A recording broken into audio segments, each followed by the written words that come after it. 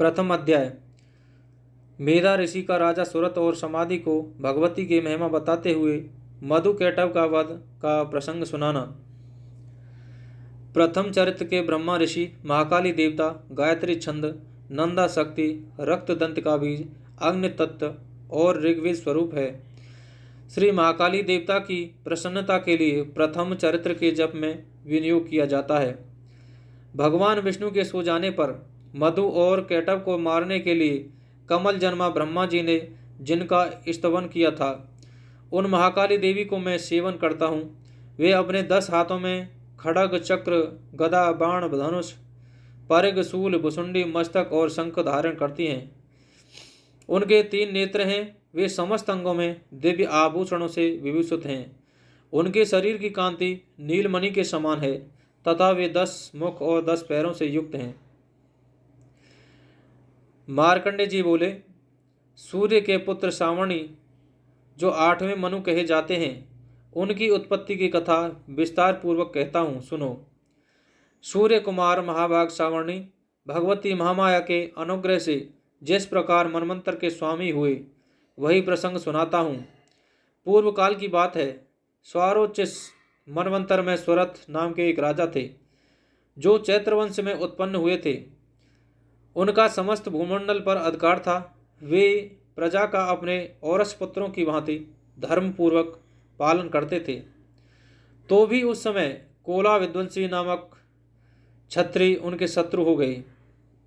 राजा सुरथ की दंड नीति बड़ी प्रबल थी। उनका शत्रुओं के साथ संग्राम हुआ। यद्यपि कोला विध्वंसी संख्या में कम थे, तो भी राजा सुरथ युद्ध में उनसे परास्त हो गए। तब वे युद्ध भूमि से अपने नगर को लौट आए और केवल अपने देश के राजा होकर रहने लगे। समूची पृथ्वी से अब उनका अधिकार जाता रहा, किंतु वहां भी उन प्रबल शत्रुओं ने उस समय महाभाग राजा सुरथ पर आक्रमण कर दिया। राजा का बल क्षीण हो चला था, इसलिए उनके दुष्ट, बलवान और दुरात्मा मंत्रियों ने वहां उनकी राजधानी में भी राजकीय सेना और खजाने को हत्या लिया। सुरत का प्रभुत्व नष्ट हो चुका था, इसलिए वे शिकार खेलने के बहाने घोड़े पर सवार होकर वहां से अकेले ही एक घने जंगल में चले गए। वहां उन्होंने विप्रवर मेधा मुनि का आश्रम देखा, जहां कितने ही हिंसक जीव अपनी स्वाभाविक हिंसावृत्ति छोड़कर परम शांति भाव से रहते थे। मुनि के बहुत से शिष्य उस वन की शोभा बढ़ा रहे थे। वहां जाने पर मुनि ने उनका सत्कार किया और वे उन मुनि श्रेष्ठ के आश्रम पर इधर उधर विचरते हुए कुछ काल तक रहे। फिर ममता से आकृष्ट चित्त होकर वहां इस प्रकार चिंता करने लगे।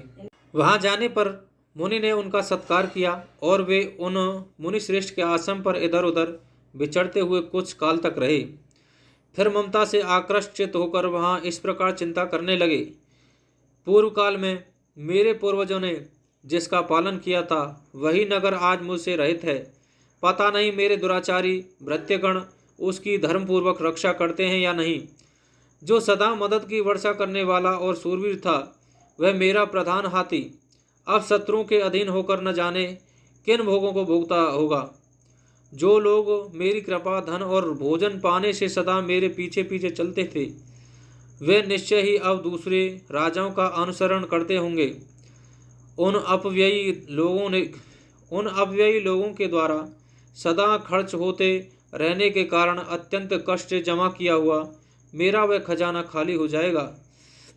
ये तथा और भी कई बातें राजा सुरथ निरंतर सोचते रहते थे। एक दिन उन्होंने वहां विप्रवर मेधा के आश्रम के निकट एक वैश्य को देखा और उससे पूछा, भाई तुम कौन हो? यहाँ तुम्हारे आने का क्या कारण है? तुम क्यों शोकग्रस्त और अनमने से दिखाई देते हो? राजा सुरथ का यह प्रेम पूर्वक कहा हुआ वचन सुनकर वैश्य ने विनती भाव से उन्हें प्रणाम करके कहा। वैश्य बोला, राजन, मैं धनियों के कुल में उत्पन्न एक वैश्य हूँ। मेरा नाम समाधि है। मेरे दुष्ट स्त्री पुत्रों ने धन के लोभ से मुझे घर से बाहर निकाल दिया है। मैं इस समय धन, स्त्री और पुत्रों से वंचित हूँ। मेरे विश्वसनीय बंधुओं ने मेरा ही धन लेकर मुझे दूर कर दिया है। इसलिए दुखी होकर मैं वन में चला आया हूँ। यहाँ रहकर मैं इस बात को नहीं जानता कि मेरे पुत्रों की, स्त्री की और स्वजनों की कुशल है या नहीं। इस समय घर में वे कुशल से रहते हैं अथवा उन्हें कोई कष्ट है। वे मेरे पुत्र कैसे हैं? क्या वे सदाचारी हैं अथवा दुराचारी हो गए हैं? राजा ने पूछा। जिन लोभी स्त्री पुत्र आदि ने धन के कारण तुम्हें घर से निकाल दिया, उनके प्रति तुम्हारे चित्त में इतना स्नेह का बंधन क्यों है? वैश्य बोला, आप मेरे विषय में जैसी बात कहते हैं वह सब ठीक है, किंतु क्या करूं, मेरा मन निष्ठुरता नहीं धारण करता। जिन्होंने धन के लोभ में पड़कर पिता के प्रति स्नेह, पति के प्रति प्रेम तथा आत्मीय जन के प्रति अनुराग को तिलांजलि दे मुझे घर से निकाल दिया है, उन्हीं के प्रति मेरे हृदय में इतना स्नेह है। महामते, गुणहीन बंधुओं के प्रति भी जो मेरा चित्त इस प्रकार प्रेम मग्न हो रहा है, यह क्या है? इस बात को मैं जानकर भी नहीं जान पाता हूँ। उनके लिए मैं लंबी सांसें ले रहा हूँ और मेरा हृदय अत्यंत दुखित हो रहा है। उन लोगों में प्रेम का सर्वथा अभाव है, तो भी उनके प्रति जो मेरा मन निष्ठुर नहीं हो पाता, इसके लिए क्या करूं?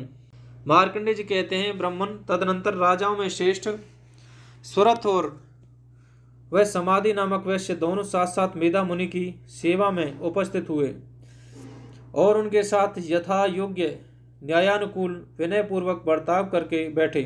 तत्पश्चात वैश्य और राजा ने कुछ वार्तालाप आरंभ किया। राजा ने कहा, भगवान, मैं आपसे एक बात पूछना चाहता हूँ, उसे बताइए। मेरा चित्त अपने अधीन न होने के कारण वह बात मेरे मन को बहुत दुख देती है। जो राज्य मेरे हाथ से चला गया है उसमें और उसके संपूर्ण अंगों में मेरी ममता बनी हुई है। मुनि श्रेष्ठ, यह जानते हुए भी कि वह अब मेरा नहीं है, अज्ञानी की भांति मुझे उसके लिए दुख होता है। यह क्या है? इधर यह वैश्य भी घर से अपमानित होकर आया है। इसके पुत्र, स्त्री और भृत्यों ने इसे छोड़ दिया है। स्वजनों ने भी इसका परित्याग कर दिया है, तो भी यह उनके प्रति अत्यंत हार्दिक स्नेह रखता है। इस प्रकार यह तथा मैं दोनों ही बहुत दुखी हैं। जिसमें प्रत्यक्ष दोष देखा गया है, उस विषय के लिए भी हमारे मन में ममता जनित आकर्षण पैदा हो रहा है। महाभाग, हम दोनों समझदार हैं, तो भी हम में जो मोह पैदा हुआ है, यह क्या है? विवेक शून्य पुरुष की भांति मुझ में और इसमें भी यह मूर्ता प्रत्यक्ष दिखाई देती है। ऋषि बोले, महाभाग, विषय मार्ग का ज्ञान सब जीवों को है।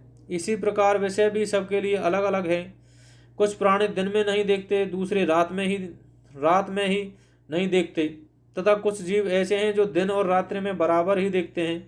यह ठीक है कि मनुष्य समझदार होते हैं, किंतु केवल वे ही ऐसे नहीं होते।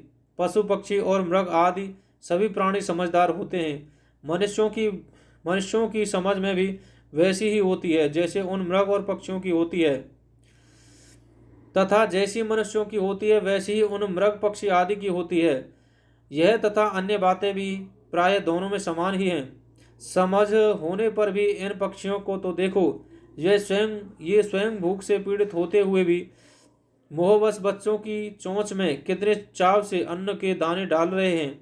नरश्रेष्ठ, क्या तुम नहीं देखते कि ये मनुष्य समझदार होते हुए भी लोभवश अपने किए हुए उपकार का बदला पाने के लिए पुत्रों की अभिलाषा करते हैं?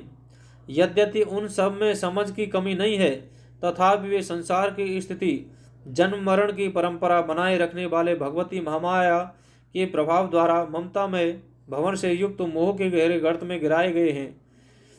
इसलिए इसमें आश्चर्य नहीं करना चाहिए। जगदीश्वर भगवान विष्णु की योग निद्रा रूपा जो भगवती महामाया हैं, उन्हीं से यह जगत मोहित हो रहा है। वे भगवती महामाया देवी ज्ञानियों के भी चित्त को बलपूर्वक खींचकर मोह में डाल देती हैं।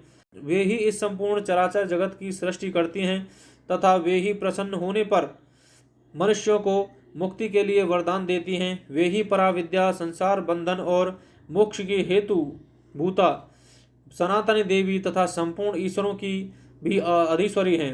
राजा ने पूछा, भगवान, जिन्हें आप महामाया कहते हैं, वे देवी कौन हैं? ब्राह्मण, उनका आविर्भाव कैसे हुआ तथा उनके चरित्र कौन कौन हैं? ब्रह्मवेत्ताओं में श्रेष्ठ महर्षि उन देवी का जैसा प्रभाव हो, जैसा स्वरूप हो और जिस प्रकार प्रादुर्भाव हुआ हो, वह सब मैं आपके मुख से सुनना चाहता हूँ। ऋषि बोले, राजन, वास्तव में तो वे देवी नित्य स्वरूपा ही हैं। संपूर्ण जगत उन्हीं का रूप है और उन्होंने समस्त विश्व को व्याप्त कर रखा है। तथापि उनका प्राकट्य अनेक प्रकार से होता है। वह मुझसे सुनो, यद्यपि वे नित्य और अजन्मा हैं, तथापि जब देवताओं का कार्य सिद्ध करने के लिए प्रकट होती हैं, उस समय लोक में उत्पन्न हुई कहलाती हैं। कल्प के अंत में जब संपूर्ण जगत एकार्णव में निमग्न हो रहा था और सबके प्रभु भगवान विष्णु शेष नाग की सैया बिछाकर योग निद्रा का आश्रय ले सो रहे थे, उस समय उनके कानों के मैल से दो भयंकर असुर उत्पन्न हुए, जो मधु और कैटभ के नाम से विख्यात थे। वे दोनों ब्रह्मा जी का वध करने को तैयार हो गई। भगवान विष्णु के नाभि कमल में विराजमान प्रजापति ब्रह्मा जी ने जब उन दोनों भयानक असुरों को अपने पास आया और भगवान को सोया हुआ देखा, तब एकाग्रचित होकर उन्होंने भगवान विष्णु को जगाने के लिए उनके नेत्रों में निवास करने वाली योग निद्रा का स्तवन आरंभ किया, जो इस विश्व की अधीश्वरी, जगत को धारण करने वाली, संसार का पालन और संहार करने वाली तथा तेजः स्वरूप भगवान विष्णु की अनुपम शक्ति हैं। उन्हीं भगवती निद्रा देवी की भगवान ब्रह्मा वे स्तुति करने लगे। ब्रह्मा जी ने कहा, देवी तुम ही स्वाहा, तुम ही सदा और तुम ही वसटकार हो। स्वर भी तुम्हारे ही स्वरूप हैं, तुम ही जीवन दायिनी सदा हो। नित्य अक्षर प्रणव में आकार, उकार, मकार इन तीन मात्राओं के रूप में तुम ही स्थित हो, तथा इन तीन मात्राओं के अतिरिक्त जो बिंदु रूपा नित्य अर्ध मात्रा है, जिसका विशेष रूप से उच्चारण नहीं किया जा सकता, वह भी तुम ही हो। देवी तुम ही संध्या, सावित्री और परम जननी हो। देवी तुम ही इस विश्व ब्रह्मांड को धारण करती हो। तुमसे ही इस जगत की सृष्टि होती है, तुम ही से इसका पालन होता है और सदा तुम ही कल्प के अंत में सबको अपना ग्रास बना लेती हो। जगन्मयी देवी, इस जगत की उत्पत्ति के समय तुम सृष्टि रूपा हो, पालन काल में स्थित रूपा हो तथा कल्पांत के समय संहार रूप धारण करने वाली हो। तुम ही महाविद्या, महामाया, महामेधा, महास्मृति, महामोह रूपा महादेवी और महासुरी हो। तुम ही तीनों गुणों का उत्पन्न करने वाली सबकी प्रकृति हो। भयंकर काल रात्रि, महारात्रि और मोह रात्रि भी तुम ही हो। तुम ही श्री, तुम ही ईश्वरी, तुम ही ह्री और तुम ही बोध स्वरूपा बुद्धि हो। लज्जा, पुष्टि, तुष्टि, शांति और क्षमा भी तुम ही हो। तुम खड़ग धारणी, शूल धारणी, घोर रूपा तथा गदा, चक्र, शंख और धनुष धारण करने वाली हो। बाण, भुसुंडी और परिघ ये भी तुम्हारे अस्त्र हैं। तुम सौम्य और सौम्यतर हो। इतना ही नहीं, जितने भी सौम्य एवं सुंदर पदार्थ हैं, उन सब की अपेक्षा तुम अत्यधिक सुंदर हो। पर और अपर सबसे परे रहने वाली परमेश्वरी तुम ही हो। सर्वस्वरूपे देवी, कहीं भी सत असत रूप जो कुछ वस्तुएं हैं, उन सब की जो शक्ति है वह तुम ही हो। ऐसी अवस्था में तुम्हारी स्तुति क्या हो सकती है?